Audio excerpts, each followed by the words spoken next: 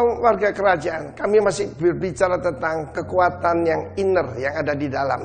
Banyak orang bicara tenaga dalam, tenaga dalam. Minggu yang lalu saya sampaikan pada Anda, kasih karunia dalam Tuhan Yesus, iman yang tulus ikhlas, dan hati nurani yang murni di hadapan Tuhan. Itu kekuatannya luar biasa. Tetapi saya lanjutkan, kita punya senjata. Senjata-senjata karunia-karunia rohani. Dan firman Allah mengatakan dalam 2 Timotius 1 ayat 6 dikatakan begini, kobarkan kembali karunia Allah yang ada padamu melalui penumpangan tanganku olehmu. Saudara yang kasih Tuhan, ada banyak pendeta berkata, sudah ya, saya tidak berani tumpang tangan. It's biblical, itu sesuai firman Tuhan. Dan ya kita boleh takut, kalau orangnya nggak takut ya saya tumpang tangan saja, saudara ya. Karena itu sesuai firman Tuhan. Seorang ayah rohani seperti Rasul Paulus menumpangkan tangan dan hidup daripada Timotius berubah. Timotius tidak sebutkan siapa bapaknya. He is fatherless. Seperti kebanyakan daripada kalian. Mungkin punya bapak di rumah tapi tidak berfungsi seperti bapak. Dan bapaknya orang Yunani. Mungkin bukan bangsa Yunani tapi pola pikirnya sangat Yunani. Berbeda dengan Greco-Roman. Akhir itu Greco-Roman berbeda dengan Judeo-Kristian. Iman yang kita percayai. Ini bukan sekedar budaya saudara, tapi yang kita hadapi kan kuasa kegelapan. Dan firman Allah mengatakan, kobarkan karunia Allah yang ada padamu. Saya menerima baptisan Roh Kudus bulan Januari 1980. Dan itu tidak berkurang tapi bertambah-tambah. Tuhan menambahkan anugerah, karunia dan sebagainya. Karena the best defense is to offense. Sekali lagi. The best defense is to offense. Ingat perang tahun 1967? Sebelum yaitu pesawat tempur daripada Suriah, daripada Jordan dan Mesir. Ketika mereka sedang minum kopi, semuanya dihancurkan. Dan peperangan itu selesai cuma dalam 6 hari. Sampai hari ini semua akademi militer tidak membicarakan perang 6 hari. Mereka bilang itu bukan perang, itu mujizat. Saudara yang kasih Tuhan, mujizat masih berlangsung. Musuh kita bukan darah daging. Musuh kita adalah roh-roh jahat di udara. Dan firman Tuhan mengatakan, apa yang Tuhan berikan pada kita? Tuhan tidak memberikan kepada kita roh ketakutan. Ayat ke-7 dari 2 Timotius 1. Ya, Tuhan tidak memberikan kita spirit of fear. Ada terjemahan lain, timidity. Timidity itu artinya sungkan, takut akan manusia. Tahukah Anda bahwa sungkan akan manusia itu bisa merupakan jerat? Terutama rekan-rekan yang dari Jawa Tengah, mereka mengenal satu istilah pekewo, ya. Lah orang-orang Tionghoa puhao isi. Jadi sungkan kepada manusia. Beritakan kebenaran tanpa sungkan, because we love them. Ya, Tuhan tidak memberikan. Saya ulangi sekali, tidak pernah memberikan dan tidak pernah ada rencana memberikan roh ketakutan.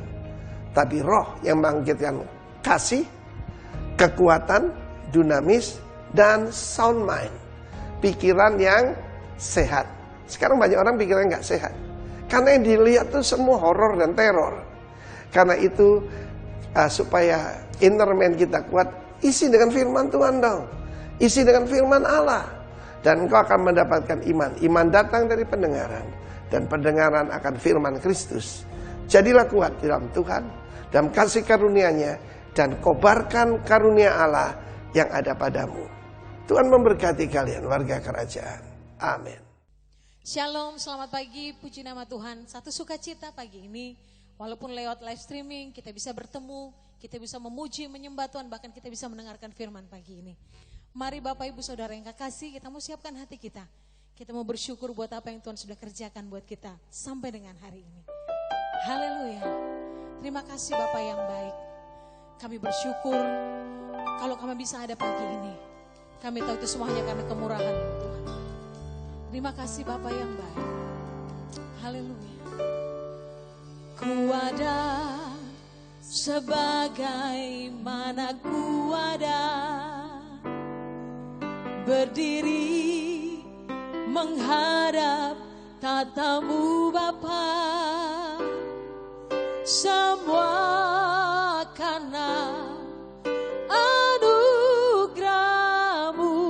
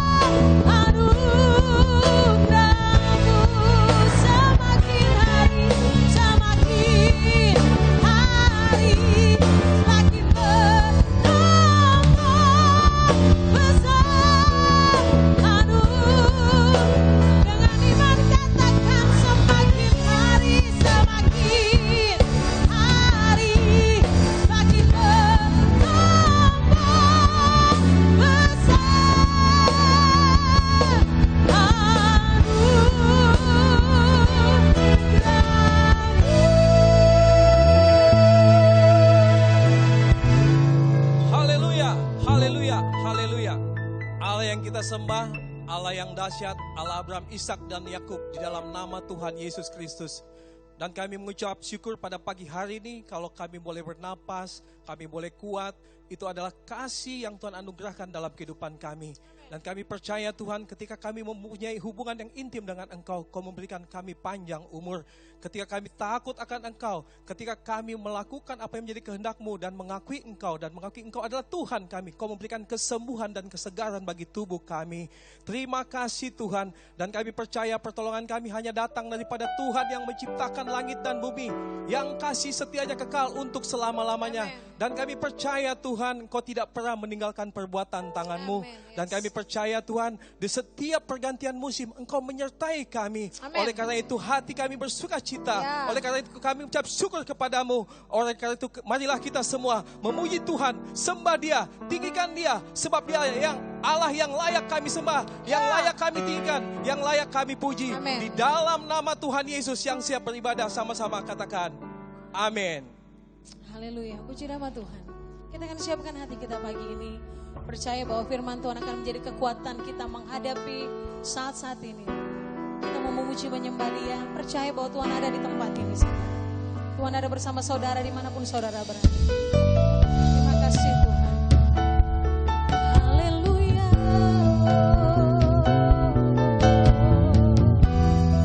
Terima kasih Tuhan.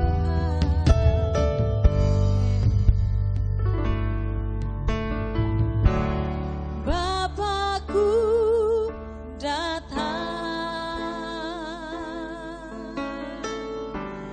menyembahmu di sini. Ku percayakan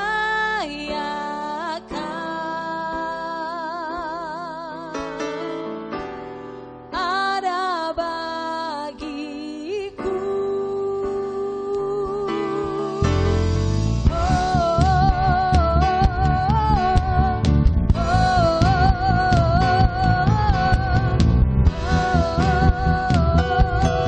Oh,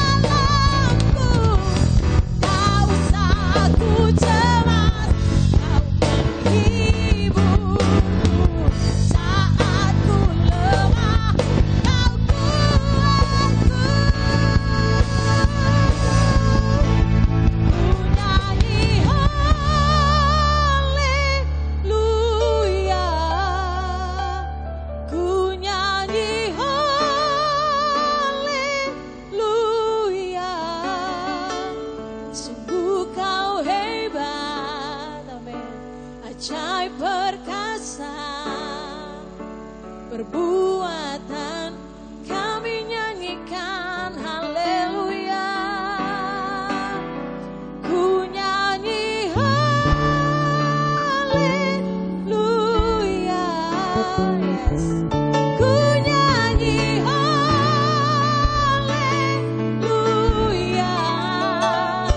Sungguh kau hebat, ajaib perkasa, men. Buatan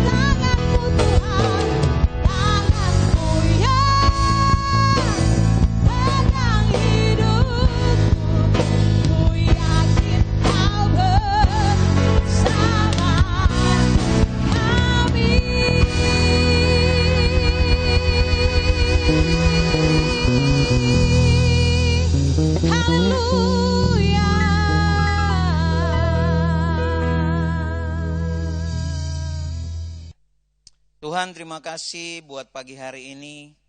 Kalau kami ada sampai hari ini semua karena anugerah-Mu Tuhan. Kalau kami percaya bahwa Tuhan, Engkau yang memberkati setiap kami lewat ibadah, walaupun kami lakukan lewat ibadah online, tapi kami tetap percaya bahwa Tuhan hadir dalam kehidupan kami. Tuhan ada bersama-sama dengan kami, Tuhan. Terima kasih Bapa, kami akan menyampaikan kebenaran-Mu Tuhan. Kami percaya Tuhan yang memberkati hamba-Mu, Roh Kudus yang menuntun hamba-Mu untuk menyampaikan kebenaran firman Tuhan, sehingga apa yang disampaikan ini Tuhan, ini menjadi kekuatan bagi kami. Roh Kudus, mari tuntun hamba-Mu untuk menyampaikan kebenaran-Mu Tuhan.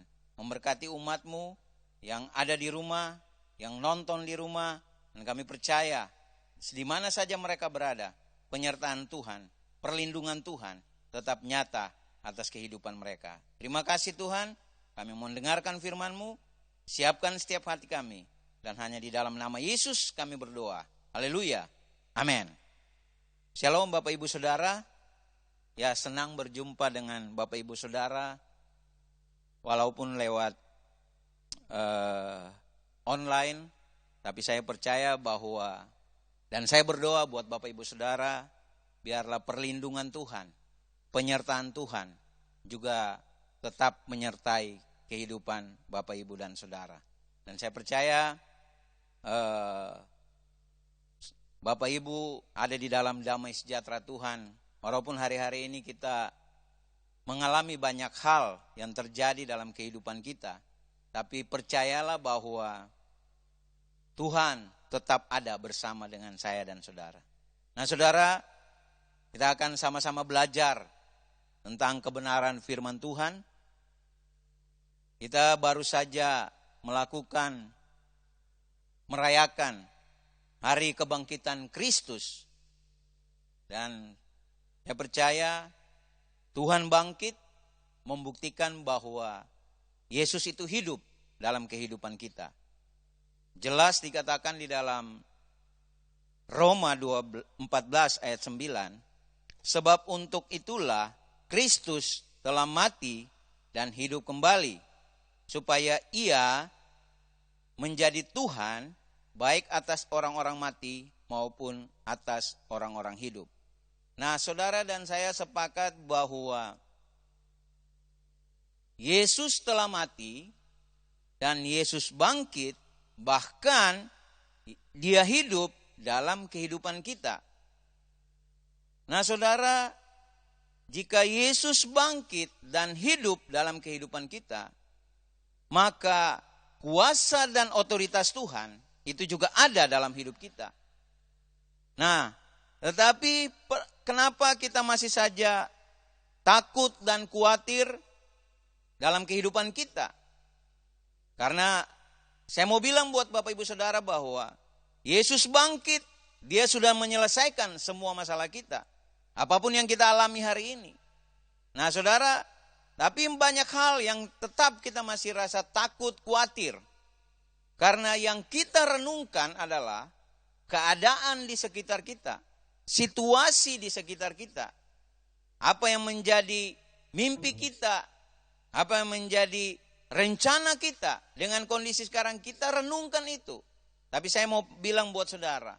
Rencana Tuhan mendesain rencana dalam kehidupan saya dan saudara. Itu adalah masa depan yang penuh gilang gemilang. Jadi saudara tidak perlu takut dengan masa depan saudara. Karena Tuhan memberikan masa depan yang penuh dengan gilang gemilang. Nah saudara, supaya kita jangan renungkan keadaan kita, biarlah kita mau merenungkan firman Tuhan. Karena firman itu menjadi kekuatan bagi kita.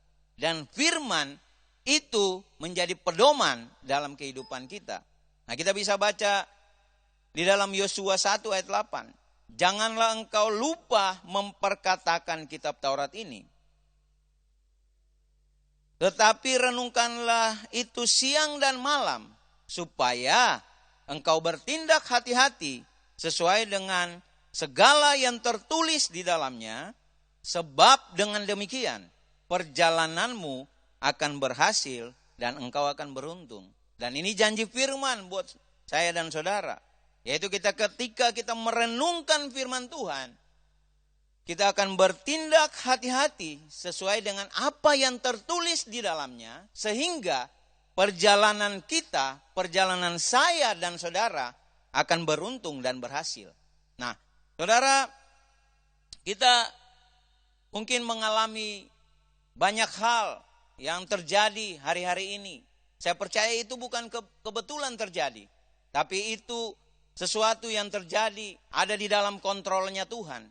Supaya kita semakin hari bagaimana membangun iman percaya kita untuk tetap berharap dan bersandar kepada Tuhan. Kalau kemarin Pak Robert menyampaikan bahwa biarlah iman kita semakin teguh.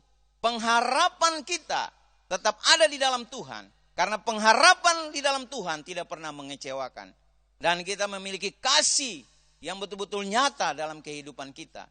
Saudara, itu yang kita harus renungkan dengan kebangkitan Kristus dalam kehidupan saya dan saudara. Nah, saudara, kita masuk pada tema tahun ini bicara tentang emerging leaders. Bagaimana kita memunculkan pemimpin-pemimpin yang baru. Dan saya percaya saat inilah terjadi dalam kehidupan kita. Bagaimana kita menjadi pemimpin di dalam keluarga. Kita membangun bagaimana keluarga kita di rumah.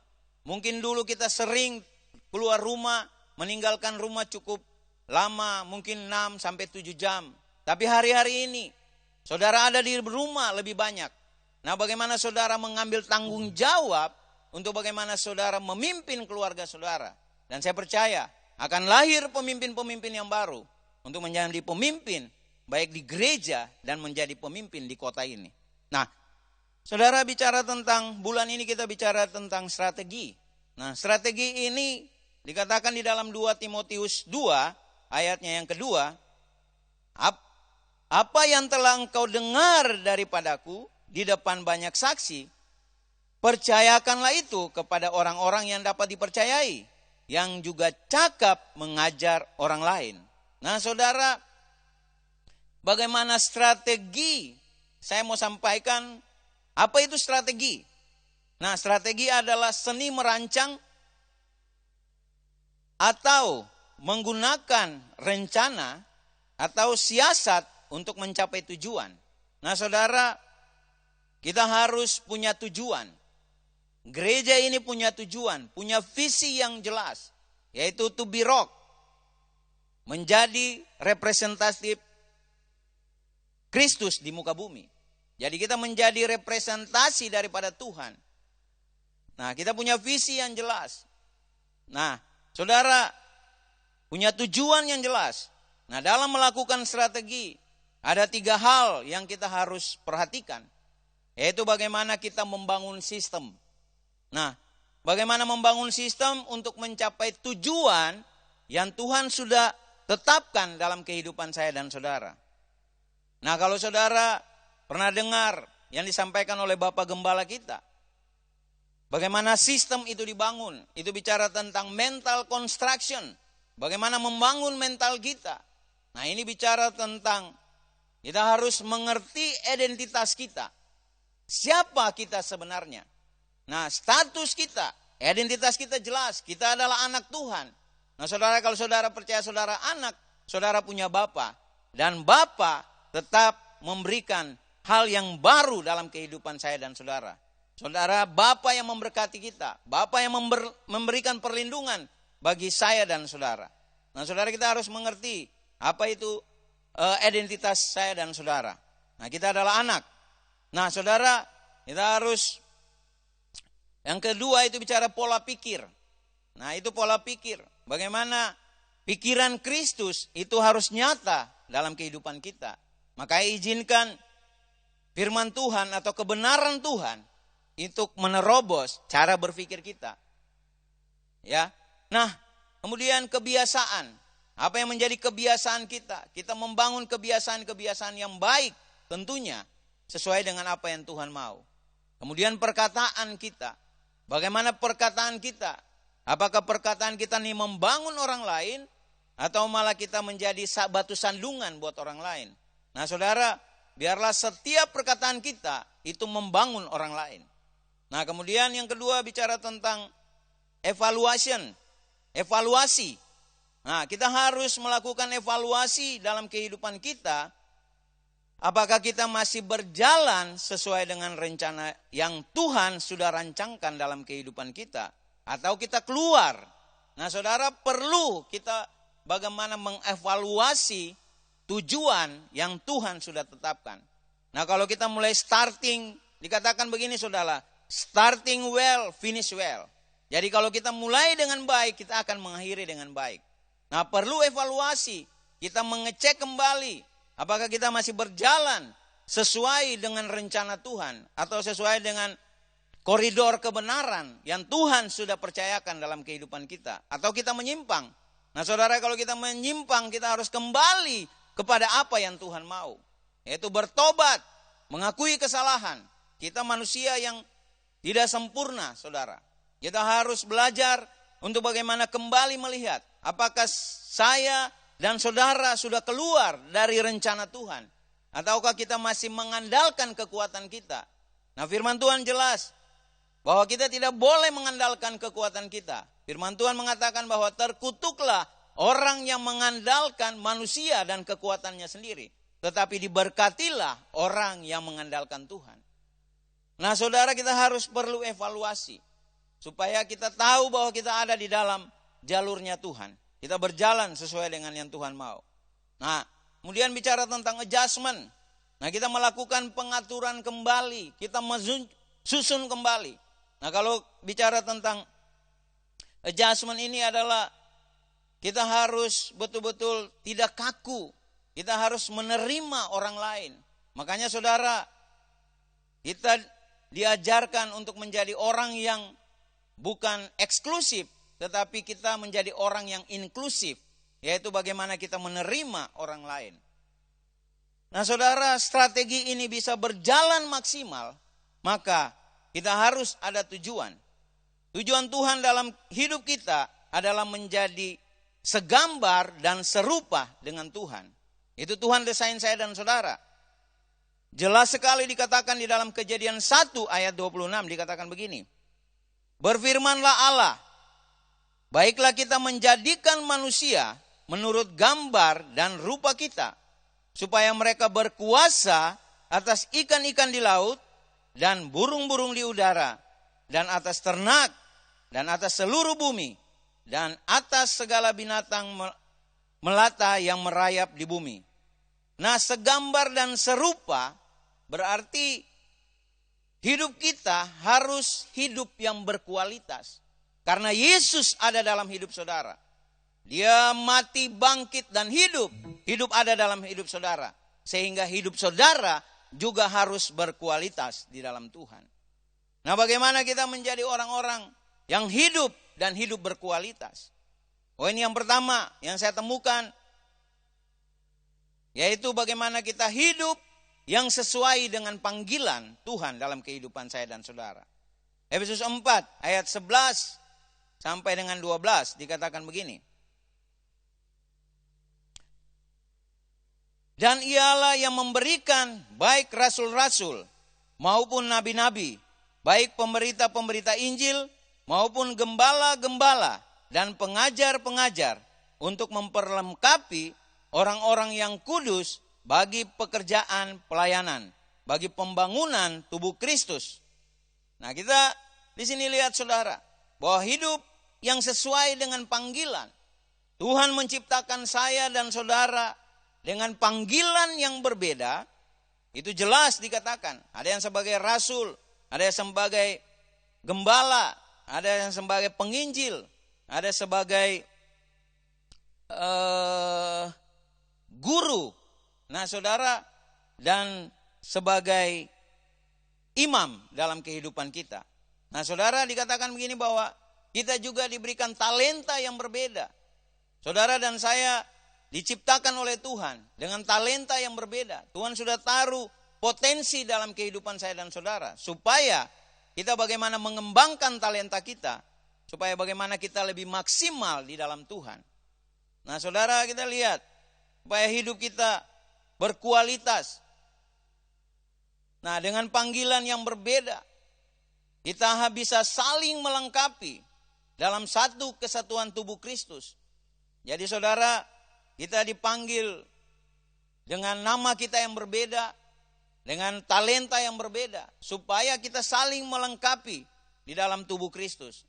Nah saudara, saya mempersiapkan khotbah saya ini juga, ya saya menghubungi ya Pastor Hence, Brother Hence.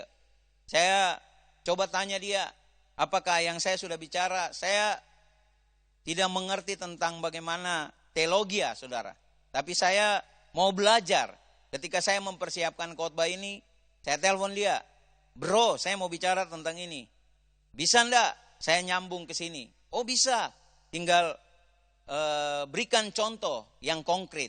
Nah itu pesan, sudah jalan aja bro. Nah saudara, saya pun itu kita bagaimana kita saling melengkapi. Nah kalau kita lihat bagaimana saya menanyakan kepada Pak Hence, karena saya lagi merenungkan apakah ini yang saya sampaikan sesuai dengan sudah sesuai, karena saya mau kaitkan dari poin pertama, dari saya buka sampai akhir, apakah memiliki satu hubungan. Nah Pastor Hence katakan, sudah itu Om Hans, jalan aja. Nah saudara, kita harus saling melengkapi sebagai kesatuan tubuh Kristus. Nah kemudian kita mewartakan Tuhan menjadi saksi sesuai panggilan yang Tuhan berikan dalam kehidupan saya dan saudara. Nah itu bagaimana kita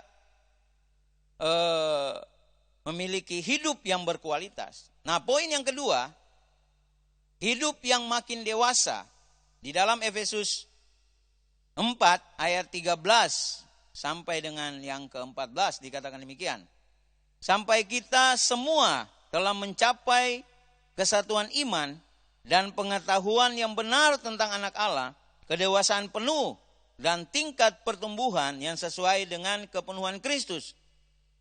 Sehingga kita bukan lagi anak-anak yang diombang-ambingkan oleh rupa-rupa angin pengajaran, oleh permainan palsu manusia dalam kelicikan mereka yang menyesatkan.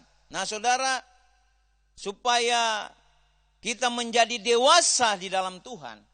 Nah kita percaya bahwa setiap kita, Tuhan menginginkan kita menjadi orang-orang yang berkualitas, yaitu menjadi dewasa, yaitu bertumbuh dewasa di dalam kerohanian. Nah, cara seseorang semakin dewasa di dalam kerohanian dapat dilihat dari kehidupannya yang semakin hari semakin taat kepada Tuhan. Nah, kemudian banyak hal yang kita dapat lakukan dalam kehidupan kita untuk bagaimana bertumbuh secara rohani.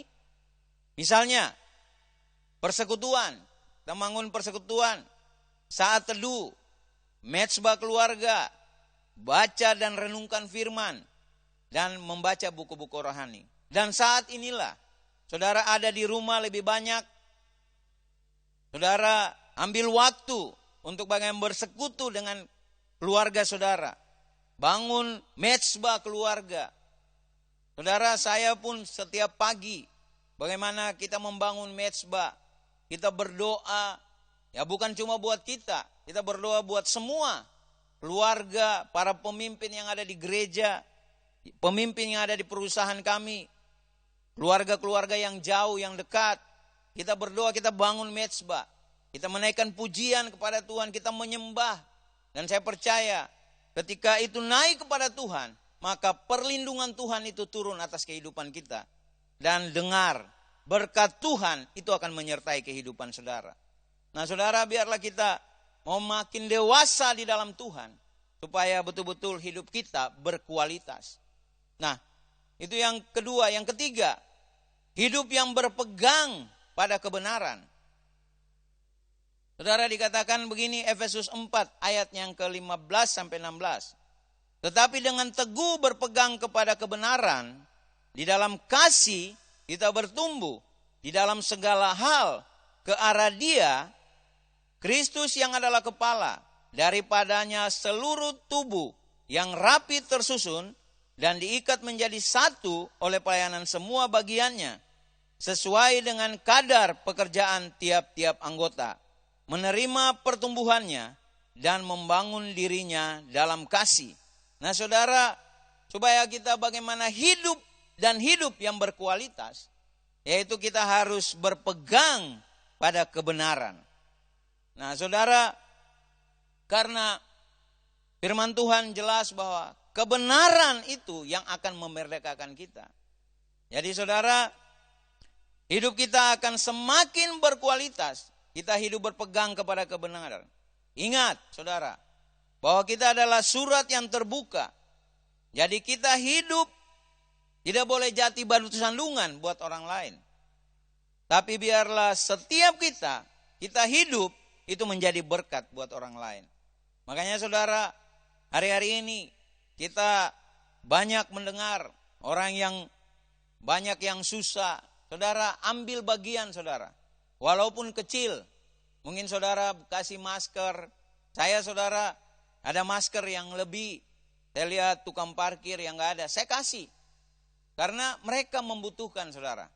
Karena anjuran pemerintah. Untuk supaya kita bagaimana ada di rumah. Ya, kita kalau keluar kita jaga jarak.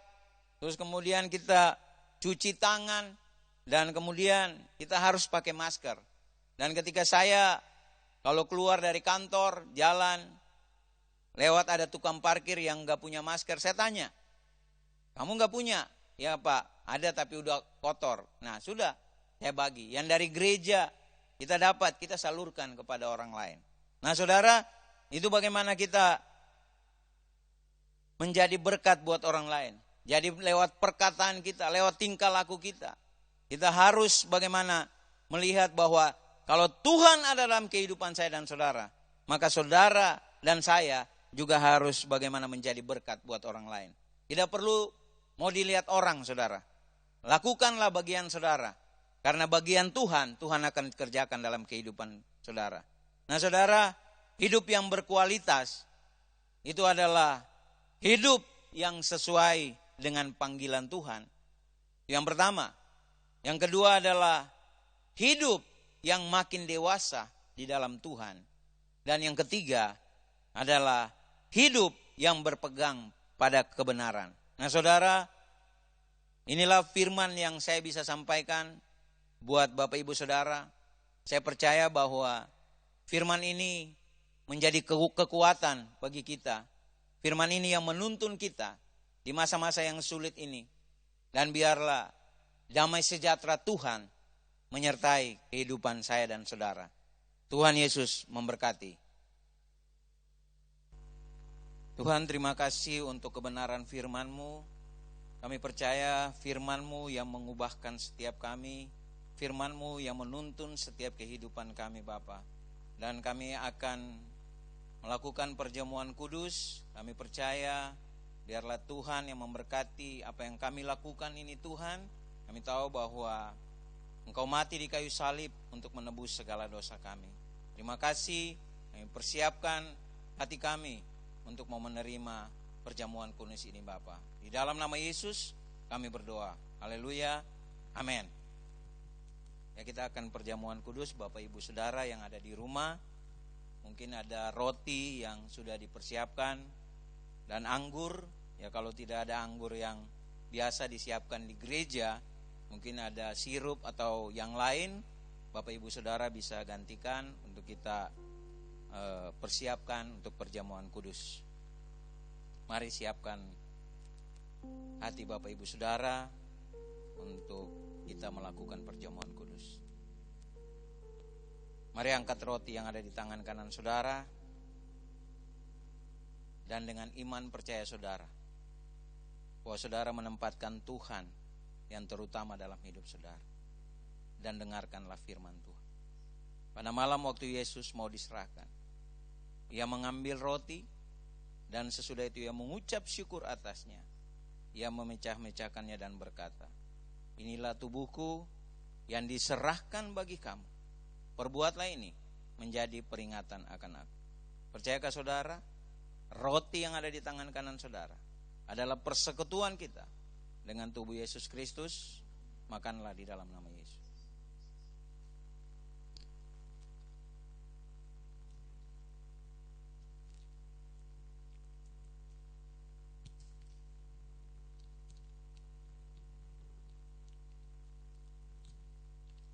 Mari angkat anggur yang ada di tangan kanan saudara dan dengarkanlah firman Tuhan. Demikian juga ia mengambil cawan sesudah makan, lalu berkata, cawan ini adalah perjanjian baru yang dimeteraikan oleh darah. Perbuatlah ini setiap kali kamu meminumnya menjadi peringatan akan aku. Percayakah saudara, anggur yang ada di tangan kanan saudara adalah persekutuan kita dengan darah Yesus Kristus? Minumlah dalam nama Yesus.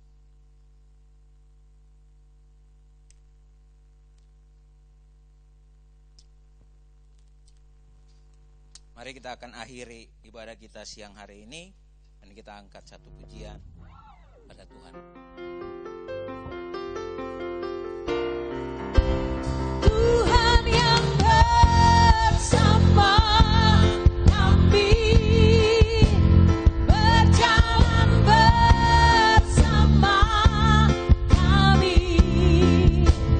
Ku tak takut, ku tak gentar, sebab Allahku bersama kami. Tuhan yang bersama kami, berjalan bersama kami. Tanganmu yang pegang hidupku, ku yakin kau bersama kami. Tuhan yang bersama kami, amin. Berjalan bersama kami. Ku tak takut, ku tak gentar, sebab Allahku bersama kami. Tuhan yang bersama kami, kami berjalan bersama kami. Tanganmu yang pegang hidupku, ku yakin kau bersama kami. Tanganmu Tuhan, tanganmu yang pegang hidupku, ku yakin kau bersama. Tanganmu Tuhan, tanganmu yang pegang hidupku, ku yakin kau bersama kami. Haleluya, haleluya, haleluya. Haleluya. Mari angkat kedua tangan saudara dan terimalah berkat yang datang daripada Tuhan. Tuhan memberkati engkau dan Tuhan melindungi engkau. Tuhan menyinari engkau dengan wajahnya dan memberi engkau kasih karunia demi kasih karunia. Tuhan menghadapkan wajahnya kepadamu dan memberi engkau damai sejahtera yang melampaui segala akal. Keluargamu diberkati oleh Tuhan, pekerjaanmu diberkati oleh Tuhan, usaha bisnismu diberkati oleh Tuhan, keluar masukmu diberkati oleh Tuhan, dan apa saja yang dikerjakan tanganmu Tuhan akan jadikan berhasil. Biarlah berkat Tuhan ini akan menjadi bagianmu mulai hari ini sampai selama-lamanya. Setiap kita yang percaya dan sudah menerima berkat daripada Tuhan, sama-sama katakan amin. Selamat hari Minggu, Tuhan Yesus memberkati.